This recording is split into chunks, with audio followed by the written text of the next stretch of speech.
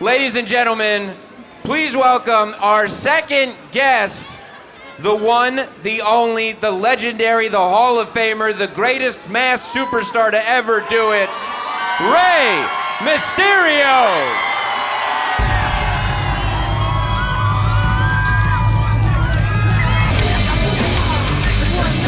Rey Mysterio. I cannot tell you how long I spent looking through my sneakers to make sure I came correct if I was going to share the stage with Rey Mysterio. At some point, you became a literal fashion icon. When did you decide it was time to up the style game and let everybody know how a legend dresses? Man, I don't know. I've only been doing this for 34 years. I mean, geez, how's everyone doing tonight? This is cool, man. I love you too, man. Yeah. Awesome.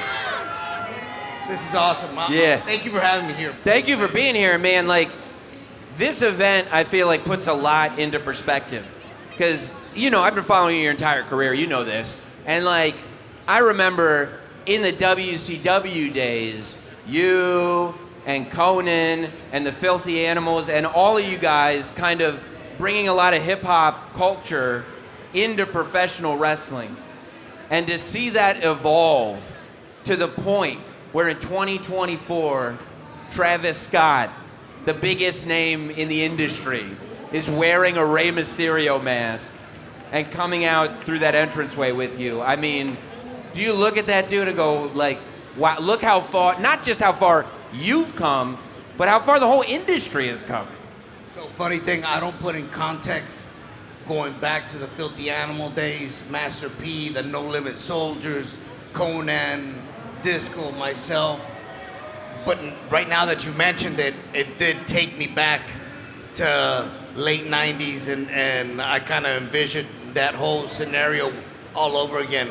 It is pretty surreal, man, and it's really cool to see how the evolution of the sport, where it is now, yeah. And to say that I contributed to where it is now from early back in the 90s. So, I mean, I'm probably one of the few OGs that are still around that can say that I was part of 5 decades of wrestling. You hear that? 5 decades of wrestling? So I kicked off my first match in '89, then all the 90s, 2000, 210, 220s. That's 5 decades. That's incredible, man. I'm wow. blessed. Truly blessed. Thank you, God. And you've seen every era that everybody talks about, this new era, that new era, this new era. And you've not only seen it, but most of them, I mean, I can't think of another person that was in a prominent spot for the Monday Night Wars, going into Ruthless Aggression, going into the more PG era WWE, going into the current era. It's kind of amazing. When you look at the current era, do you kind of go like, oh, this is starting to feel like, yeah, we're picking up steam the way we haven't picked up steam since. Yeah, that definitely does feel that way. Although to a degree where I hope it picks up a little bit of each era and becomes its own. Yeah. That's exactly what I would love to see. But it does feel a little bit more grimier, more freedom, more edgier, more attitude-ish. Mm-hmm. Yeah, so I don't know, what do you guys feel about it? Yeah. Yeah. Well, I mean, yeah, it is pretty grimy and edgy when you've got a younger kid walking around with a mullet going woman to woman and trying to beat up his dad. I mean, that's that's a little wild. But I mean, when you talk about Dominik Mysterio, did you say Dominik Mysterio? I mean, he came in with you. You brought him into WWE. You had those first matches with him. And I think a lot of people, a lot of us, a lot of fans were like, I mean, we love Rey, we love the Mysterios, we're ride or die, but I don't know, we'll still see with Dominik because we're seeing him at his very earliest, right? And then all of a sudden, something clicked, and whatever sound you're making, the fact that you mention your son's name and it gets that loud of a reaction, whether he's in the room or not, I mean, that puts him in a pretty rare air of professional wrestler, especially 4 years in, right? It does. It does. I'm gonna be completely transparent when I say this, and I've always, before my son even started to train, and he already had the idea that he wanted to be part of this business, and I, for some reason, always saw in my head, in my vision, that he was gonna be bigger than his dad. In what way, I don't know, but he was gonna bring something different to the table. Me personally, I never saw him as the bad guy. I never saw him as the heel. My wife, despite our differences, she saw the complete opposite. She kind of, and I guess moms know their kids better than the father, right? Yeah. You didn't know while you were out wrestling, he was at home being a villain. Exactly. So my wife always said that she saw him being like the bad guy. Obviously, we didn't know to what extent. And I gotta admit, to be able to break Dominik in was a very cool, emotional feeling as a father, and to be able to work by his side and to be the very first father and son tag team champion in the history of the sport. All of those are all incredible accolades that I'm gonna cherish with me. Him now becoming his own person, his own identity, has surprised me in a very good way. I'm gonna have to say it. I don't think my son would be doing better if he were by my side.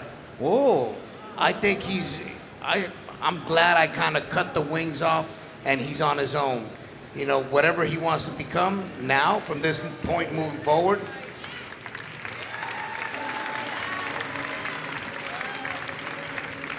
he's become himself. So Dom has a different path, and he has a vision for it, and I'm happy for him, like every father would be for their son, whether they listen to you or not.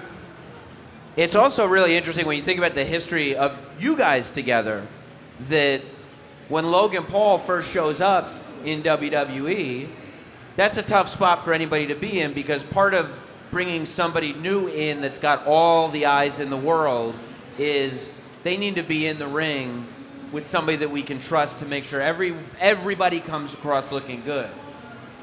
And that's an interesting spot. I get you being in there, you're that experienced veteran. But Dominik was in there too. Dominik was in there with Logan as that voice of experience. What was that match and responsibility like for you guys? And how did you come up with the idea to tribute Los Gringos Locos that night? So the idea, obviously, we always try to do we try to symbolize something. In the past, I've done so many superheroes that I grew up watching, and just the fact that Dom and I were together for that WrestleMania, which was in Texas, it was like, how much of a tribute can we pay to Eddie? And at the time, they were comparing. Dom was watching a lot of Art Barr videos, his version of the Frog Splash compared to Eddie's version of the Frog Splash. So the kind of idea just surfaced off of that, doing the Mexican American flags to represent both Eddie and Art. But the pressure for that night was actually, I always feel the pressure every time I step in the ring, especially in a WrestleMania moment.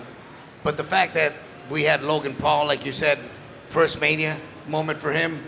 Miz, obviously, complete professional, legend within himself. And then having Dom by my side, like our first WrestleMania together. I do remember clearly that Dom and I were rehearsing some moves that we wanted to practice for that pay-per-view. Dom did this dive where he jumped on the second and was gonna do like a crossbody to the opposite side. One of the dives that I did, one of my first dives in 1992 when people saw me on TV for the first time. So while we were in the match, he had planned that dive, and I told him, I bet you won't do it into a twister. And he didn't pay attention to me, but when he jumped to bounce off the rope and do the crossbody, he actually turned in midair, and I was like, oh, so it was one of those things that happened in the moment, and he was kind of like testing me, like, okay, you asked me, you wanted to see me do it, there it is. You know, so right then and there, that was like very important for me because I knew that there was something inside of him that I couldn't explain. He just had a gift, and he has that gift to be able to perform however he wants to perform. Yeah.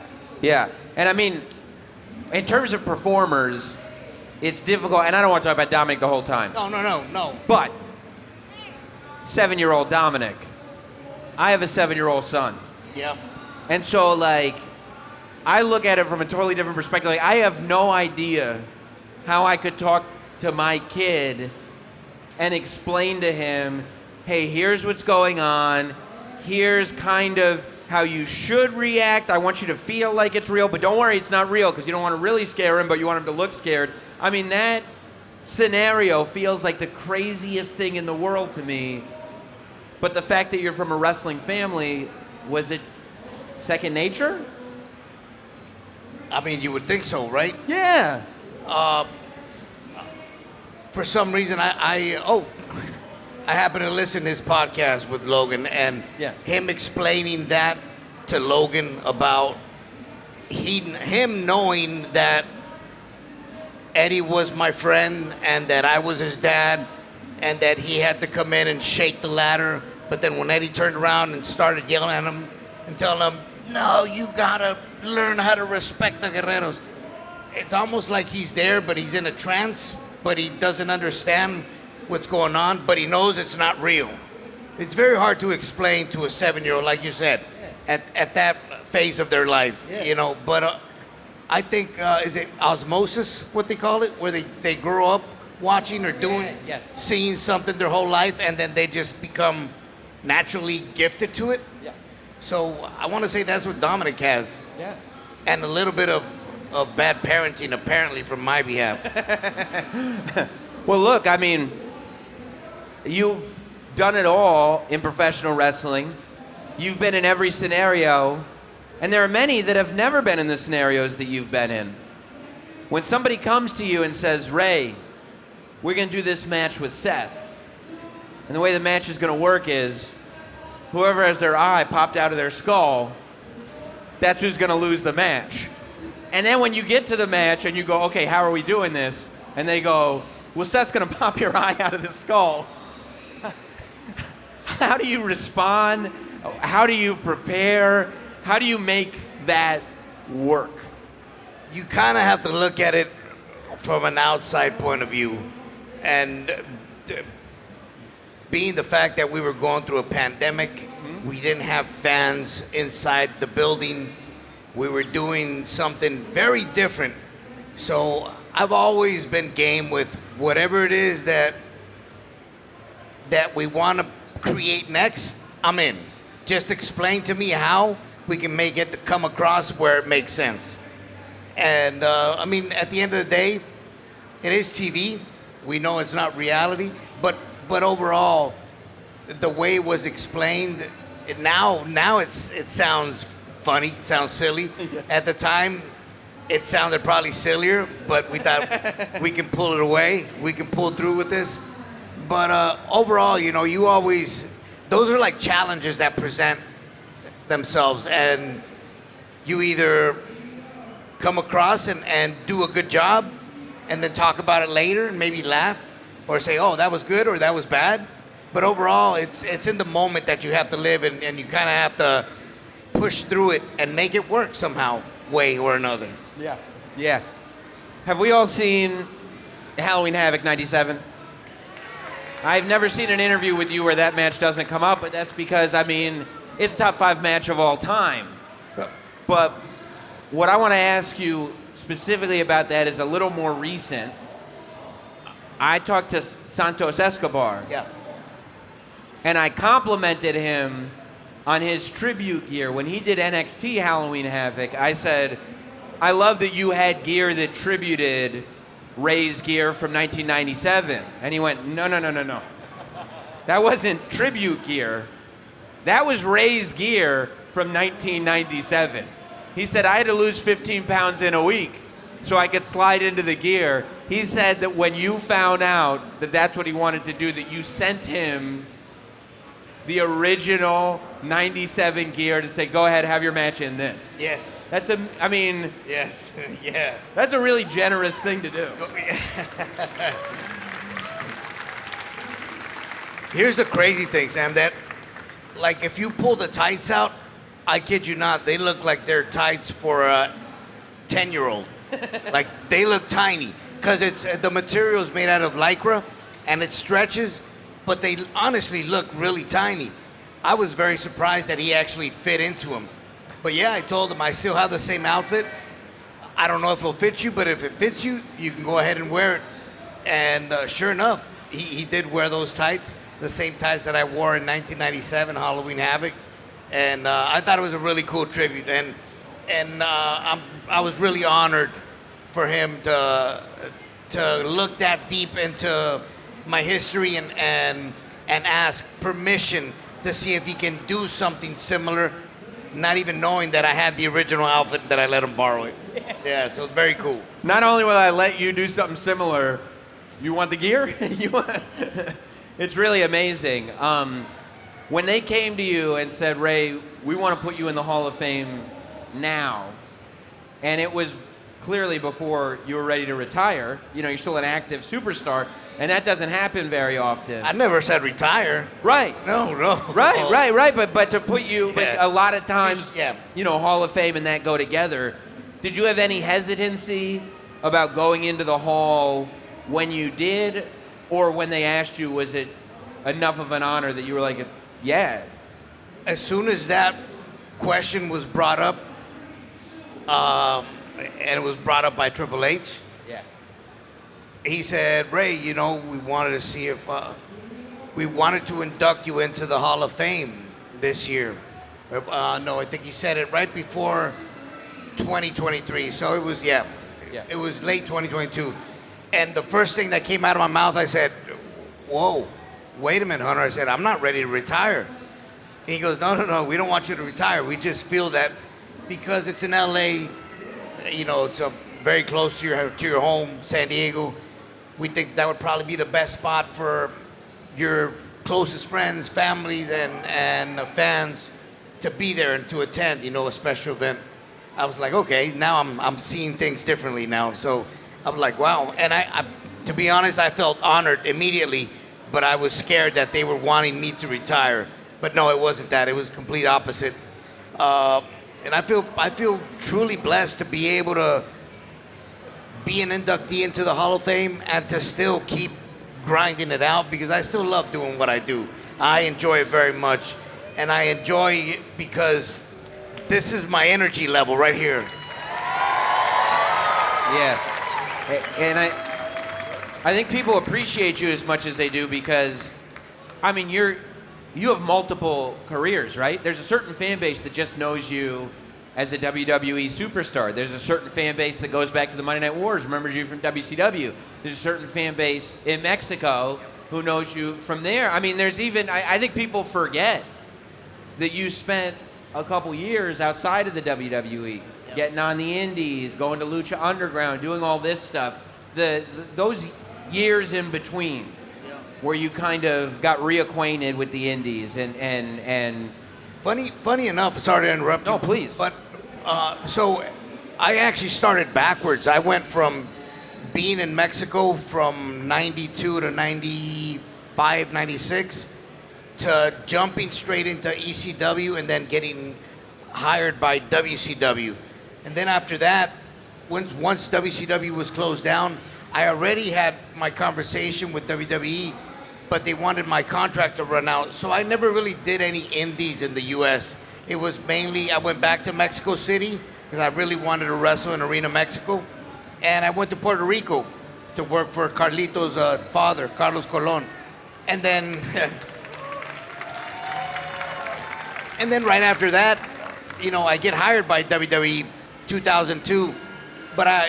So I did all my years up until 2014. Then I go back, then I really start the indie scene in the US, which is completely the opposite, right? Yeah. How valuable to you was that time? You had been a WCW star, you had been a WWE superstar, then you spent those years, and I mean that's where we saw the match with you and Ricochet when he was Puma. There was this freedom, I think, that existed with you, and a lot of people saw you just having these incredible matches. Do you feel like as a performer, those years were necessary? I don't know if I can put it that way, but I do feel like that definitely gave me like a second win. And when you're looking at it from, well, man, he's pretty much done it all. You know, AAA, ECW, WCW, WWE, what's next? And at the time, Lucha Underground had just started off, so I'm like, well, this is cool. This is something different, and it's only so far away from home, San Diego to LA, once a week. And I was really just tired of being on the grind and wrestling for 5 to 6 days a week. I mean, Dom had already complained enough for not being at home, so I was really trying to make up for days. Look what it did. You did it. But overall, it was just, to me, that was like a very important phase of my career, being able to work with people outside of being in a company. People that were up and coming, like the Ricochets, like the Pentagons, like the Rey Fenix. You know, that was like a whole new generation that was up and coming, that a lot of people were already thinking, oh, what if Rey faced this guy? What if Rey faced this guy? This would be a good match. So, you know, it was a very enjoyable time for me.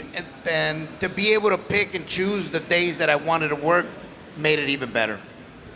When you look at those first, like, say, 3 years of Nitro, a lot of people cite the NWO as being one of the most influential things to ever happen to wrestling, and storytelling-wise, that's probably true, just the realism and the sort of shock TV and everything. But to me, if you look at wrestling matches right now, and the way a standard, whether it's WWE, whether it's wherever, what a wrestling match looks like, I would have to argue that the Cruiserweight division was just as, if not maybe more so, influential to the overall product. I mean, when you look at, just simple moves, when you look at the Cody Cutter is a Cruiserweight move. All the Logan Paul moves are Cruiserweight moves. And you see all the dives that everybody do, those are Cruiserweight moves. And you've got this whole generation that grew up watching you guys.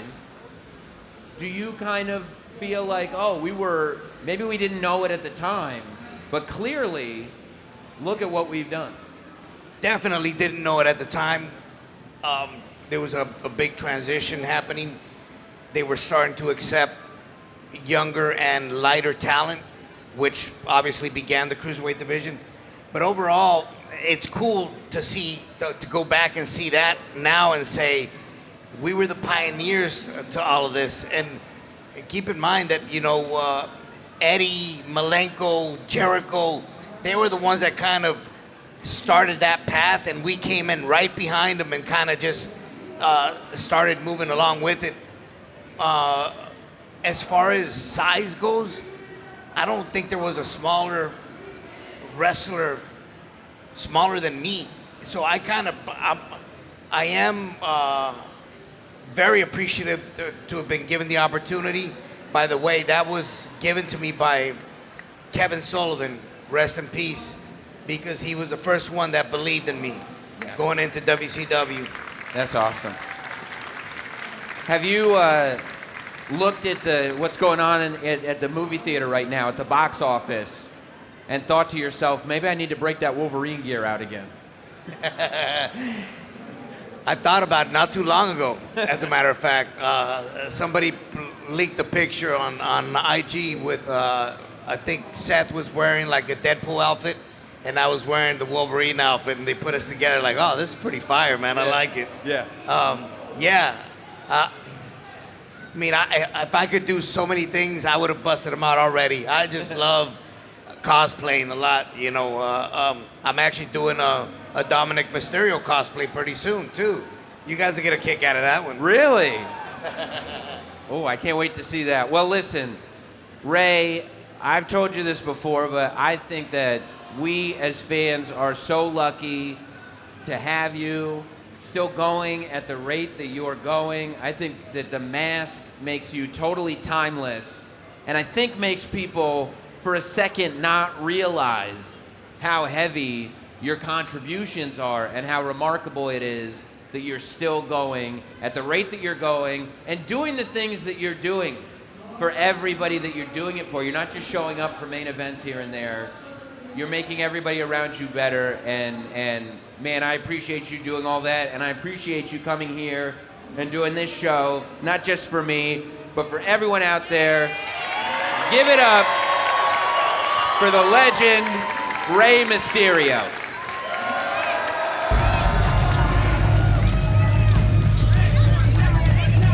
Thank you, guys. Just really quick, I want to say that my purpose and my reason to still keep going, you know, has 99.9% due to all of you guys for the support, for the love, for always being there, whether we take a picture together and you're 40 years old and you're telling me, yo, Ray, I grew up watching you as a kid, bro. Look, my kid now is your fan, like passing that on from generation to generation. You have no idea how much that means to me. I love you guys too. I love you very, very much. And I'm thankful. God bless you all. Thank you very much. One love. Thank you very much, everybody. Have a good day. Thank you.